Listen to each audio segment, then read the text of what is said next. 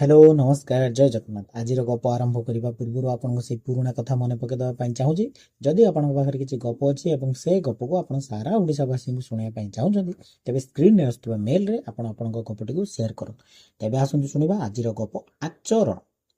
Rohan school रु phone आसला विवेक बाबू पाखक जेमिति हेले आज अपराह्न 5टा सुधा स्कूल रे पहुंची प्रिंसिपाल को भेटिबा को कहगला।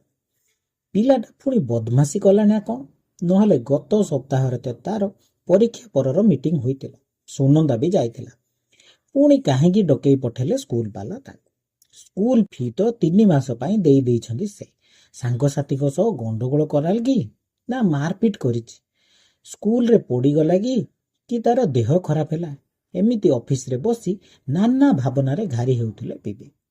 अपराह्न 4टा बेलू ऑफिस रु गाड़ी स्टार्ट करी बाहरिले बिबे। रोहन स्कूल अभिमुखे गले से रोहन जन्म बेले अनेक स्वप्न देखिथिले बापा हिसाब रे पुओ को पाठ पढ़ेबे भल संस्कार शिखेबे हेले तार स्वभाव जहा कोउठा भी ठीक भाबरे हेउनी पिलाटा एते दुष्ट हेउची जे पाखरे तो बसु नाही शिखेबा तो दूरर कथा कौनसी जिनस घरर आ अभंगा हुई नाही अवश्य टिके बड़ हेलारु आ भंगा रुजा करू नाही।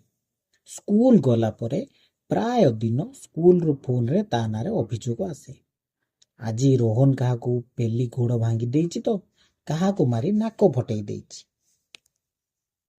पीटीएम को गले पिलांक संपर्क रे भल कथा सुनिकी आसंती बापा माँ हेले रोहन बाबदरे समस्तंक सामना रे क्लास टीचर को किछि पचारिबा को खराब लागि थाए विवेक को कारण पूर्वर अनेक थर एमिति नेगेटिव रिमार्क सुनिबा को पड़िछि तेणु समस्ते पलई जिबा परे एकांत रे 2 पद क्लास टीचर सहित कथा हेबे बोली अपेक्षा करी रहंती से आउ सुनंदा आगु को हैरान निश्चय हेबे ताकू टिके जगंतु एबे ठारू कुहंती क्लास टीचर पाठ तो जहा पढुछि सांग साथी सहित सबु बेले झगड़ा मारपीट एपरिकी टीचर सहित केमिति कथा हेबाको हुए जानुनी रोहन प्रिंसिपाल को भी डर भय नाही तार तांको सामने रे भी अन्य पिलांक प्रति खराब भाषा व्यवहार करुछि क्लास टीचर को हिसाब रे मते सुनिबा को पडुछि ता पई एमिति कुहंती सोनाली मिस जेते थर पीटीएम गले भी रोहन बाबदरे खराब मंतव्य सुनिबा को पडुथिला विवेक को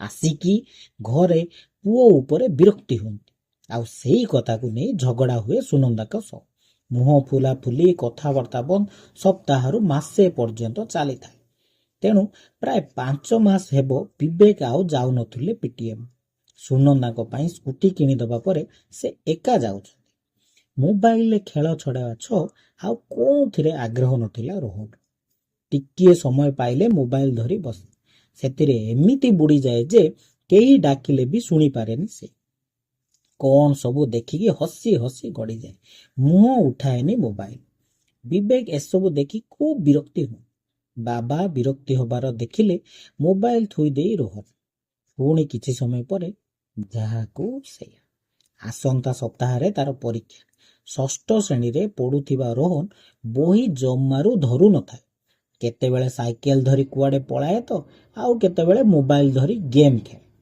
पुओ को देखी व्यस्त हुई पड़ती विवेक हेले सुनंदा कहती ए बयस रे बुझे सुझे कहले भल ता उपरे चिड़चिड़ हेले किछि लाभ नाही बड़ हेले आपे आपे बुझी जीवनी से आजिकाली जुगरे मोबाइल देखेना बोली आउ कौन होबो कि कोरोना समय रु ऑनलाइन क्लास तो सबु पिलांकु मोबाइल धरिबा अभ्यास रे पकेई देला तेणु पुओरु मोबाइल देखा सपक्ष रे सबु बेले जुक्ति बाड़ती सुनंदा अनेक भावना भितरे रोहन स्कूल रो प्रिंसिपाल बसुथिबा कोठरी भितरे आसी पहुंची गले प्रिंसिपाल रोहित शेखर कहिले बुझिले विवेक बाबू सबु पिलांकर पाठ हुएनी मु भी रोहन रो पाठ पढ़ा विवाद रे कहिबा को डकेइनी आपण सुनी आश्चर्य हेबे जे आम स्कूल रो वार्षिक उत्सव रे रोहन को आम स्कूल परिसर रे संबर्धित करा जिवो से दिन रोहन को संबर्धित करुथिबा व्यक्ति जनक आम स्कूल रो मुख्य अतिथि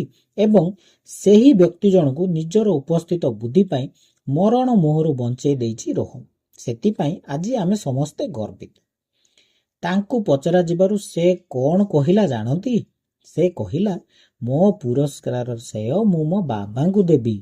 ସେଦିନ ମୋତେ ସ୍କୁଲରୁ ଘରକୁ ନେବା ବାଟରେ ନିଜର ଗାଡ଼ି ଅଟକାଇ ଜଣେ ଅନ୍ଧ ଲୋକଙ୍କୁ ରାସ୍ତା ପାର କରାଇ ତାର ଜୀବନ ରକ୍ଷା କରିଥିଲେ। ସେଦିନର ସେଇ ଘଟଣା ତାର କଅଁଳ ମନରେ ଖୁବ୍ ପ୍ରଭାବ ପକାଇଥିଲା। ସେଦିନର ଘଟଣା ସମ୍ପର୍କରେ ସେ କ'ଣ କହିଲା ଶୁଣନ୍ତୁ। 2 ମାସ ତଳେ ଦିନେ ରୋହନ ସ୍କୁଲ ଯିବା ଆସିବା ରାସ୍ତାରେ ଦେଖିଲା ତା ସାମ୍ନାରେ ଜଣେ ମୋଟର ସାଇକେଲ ଆରୋହୀ କାରଟିଏ ତାଙ୍କୁ ଧକ୍କା ଦେଇ ଦ୍ରୁତ ବେଗରେ ପଳାଇଗଲା। ଟିକିଏ ଅଟକିଲା ନାହିଁ କି ଲୋକଟି ବଞ୍ଚିଲା ନା ମଲା ଦେଖିବା ପାଇଁ। ଛଟପଟ ହୋଇଥାଏ ସେ ବ୍ୟକ୍ତି ଜଣକ। ରୋହନ ଦେଖିଲା ଲୋକଟିର ମୁଣ୍ଡ ଫାଟି ବହୁତ ରକ୍ତ ବାହାରୁଛି। ସେ ପ୍ରାୟ ଚେତାଶୂନ୍ୟ ହୋଇଯାଇଛି। ପାଖ ଦେଇ ଯାଉଥିବା ଲୋକେ କେହି ସାହାଯ୍ୟ ନ କରି ନିଜ ନିଜ ରାସ୍ତାରେ ଚାଲି ଯାଉଥିଲେ। ସାଇକେଲରୁ ଓହ୍ଲେଇ ବ୍ୟାଗରୁ ପାଣି ବୋତଲ ବାହାର କରି ରୋହନ ତାଙ୍କ ମୁହଁରେ କିଛି ପାଣି ଛିଟା ଦେଲା, ଆଉ କେଇ ବୁନ୍ଦା ପାଣି ତାଙ୍କ ପାଟିରେ ଦେଲା। ତାଙ୍କ ଚେତା ଫେରି ଆସିବାରୁ ରାସ୍ତାରେ ଯାଉଥିବା ଟେମ୍ପୋକୁ ଅଟକାଇ ତାଙ୍କୁ ଡାକ୍ତରଖାନା ବି ନେଲା। ଡାକ୍ତରଙ୍କୁ ଅନୁରୋଧ କରିବାରୁ ସେ ଚିକିତ୍ସା ଆରମ୍ଭ କଲେ, ଯାହାଫଳରେ ସେ ଜୀବନରେ ବଞ୍ଚିଗଲେ। ଠିକଣା ସମୟରେ ତାଙ୍କୁ ହସ୍ପିଟାଲରେ ପହଞ୍ଚାଇଥିବାରୁ ରୋହନଙ୍କୁ ଡାକ୍ତର ସାବାସୀ ମଧ୍ୟ ଦେଲେ ଏବଂ କହିଲେ ଆଉ କିଛି ସମୟ ବିଳମ୍ବ ହୋଇଥିଲେ ତାଙ୍କ ଜୀବନ ପ୍ରତି ବିପଦ ହୋଇପାରିଥାନ୍ତା। ପରେ ଜଣାପଡ଼ିଲା ସେ ବ୍ୟକ୍ତି ଜଣକ କଟକର ଜଣେ ପ୍ରତିଷ୍ଠିତ ବ୍ୟକ୍ତି ଏବଂ ସମାଜସେବୀ। ରୋହନ ତାଙ୍କର ଜୀବନ ବଞ୍ଚେଇଥିବାରୁ ତାଙ୍କ ଅନୁଷ୍ଠାନ ତରଫରୁ ସେ ଆମ ସ୍କୁଲର ବାର୍ଷିକ ଉତ୍ସବରେ ତାକୁ ପୁରସ୍କୃତ କରିବେ। ଆସନ୍ତା ବାର୍ଷିକ ଉତ୍ସବରେ ରୋହନର ମାମାଙ୍କୁ ଧରି ଆପଣ ଆମ ସ୍କୁଲରେ ସେହି ବିଶେଷ କାର୍ଯ୍ୟକ୍ରମରେ ଉପସ୍ଥିତ ରହି ଆମ ଖୁସିରେ ସାମିଲ ହେବାକୁ ଆମେ ଆପଣଙ୍କୁ ଅନୁରୋଧ କରୁଛୁ। ସେତେବେଳକୁ ବିବେକ ବାବୁଙ୍କ ଆଖିରେ ଲୁହ ଚୋକେଇ ଆସିଥିଲା, ଆଉ ଆଖିରୁ ଖସିବ ଖସିବ ବୋଲି ବାଟ ଖୋଜୁଥିଲା। ସେ ଅନୁଭବ କରୁଥିଲେ ଉଚ୍ଚାରଣ ନୁହେଁ ବରଂ ଆଚରଣରେ ପିଲାମାନେ ଅଧିକ ପ୍ରଭାବିତ ହୋଇଥାନ୍ତି। ଶୁଣିଲେ ଆଜିର ଗପ। ଶେଷରେ ଆପଣଙ୍କୁ ସେଇ ରିକ୍ୱେଷ୍ଟ କରୁଛି, ଦୟାକରି ଆମର ଗପକୁ ଖୁବ୍ ଲାଇକ୍, ସେୟାର ଏବଂ ସବସ୍କ୍ରାଇବ୍ କରନ୍ତୁ। ବହୁତ ମାତ୍ରାରେ ସେୟାର କରନ୍ତୁ। ଆଜି ପାଇଁ ରହୁଛି, ପୁଣି ଦେଖା ହେବ ନେକ୍ସଟ ଗପରେ। ଧନ୍ୟବାଦ।